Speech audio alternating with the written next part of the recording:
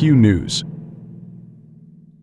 Throaty chants of USA, USA, USA drove up the decibels.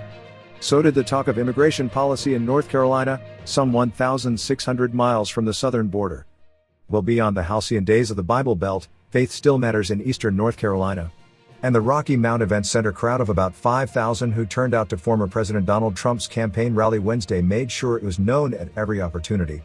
We're uniting Christians and Jews and Catholics and evangelicals and Muslims and Mormons and everyone who simply wants one thing: to make America great again, Trump, the Republican presidential nominee, told his enthusiastic audience bedecked in red, white and blue. Lori Buckout, the first congressional district candidate in these parts, illuminated what it means with the center square before the 45th president took the stage. "I was talking to a guy backstage, a Secret Service agent," she said. "He's like, I got prayed over yesterday. He's not done this."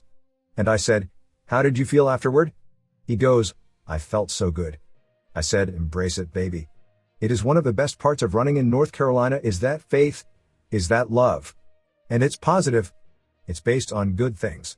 It's truly based on joy. It's about bringing back prosperity and a vision that is faith-based."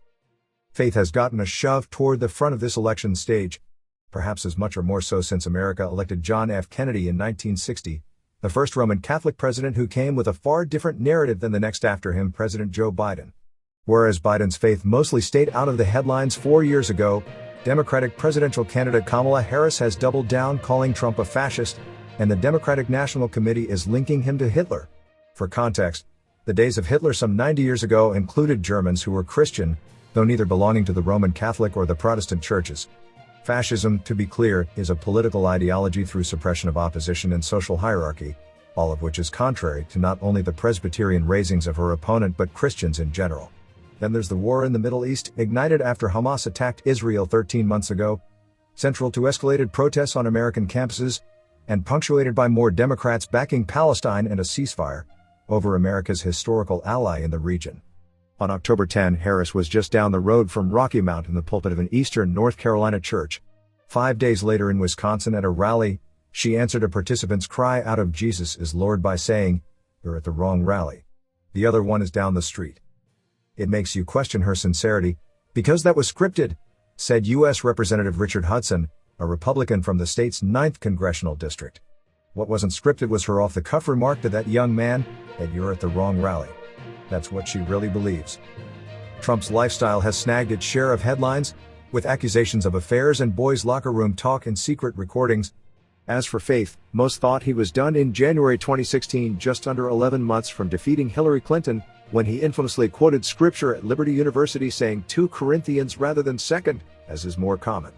"Faith matters," said Buckout, the retired lieutenant colonel facing Democrat Representative Don Davis and trying to be the first Republican to win an election representing the northeastern part of the state since 1882. "Faith matters in this state. Faith matters in this district, more than a whole lot of people think. And," she says, "not of the old Bible Belt way. It did get shook," she says of the moniker, "and it came to have a not great conversation. Now it's a loving, accepting, positive environment. It's a wide environment. I see it all over the state. It's loving, it's kind, it's accepting, it's positive. It wants good things for everybody. Every race, every demographic, and you want everyone to be lifted."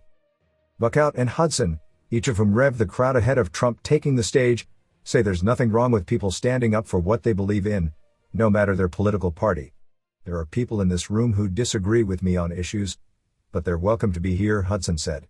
"Something so fundamental as your faith, and to say you're not welcome at a Kamala Harris rally, is shocking. She's lost her way. The thing about America, we have the freedom to choose our religion. We have the freedom to voice our opinions. That was shocking." Hudson said it's more than policy on which the Democrats are wrong. The American people recognize they don't like the direction of the country, he said. Division driven by Harris and Trump will ultimately have a resting place. Election day is Tuesday. And this battleground state pivots 16 electoral college votes. "It's not red churches and blue churches," Buckout says, echoing many a pastor along Tobacco Road. "These pastors come in, they're going to pray over you no matter what color shirt you're wearing. And we feel the same way. I see more hugs going out. I run into people on the campaign trail and they say, 'Hey, you know what? I'd love to vote for you, but I'm a Democrat.' And I would say, 'God bless you. Thank you for being a part of the American experience. God bless you and thank you for voting. It's okay.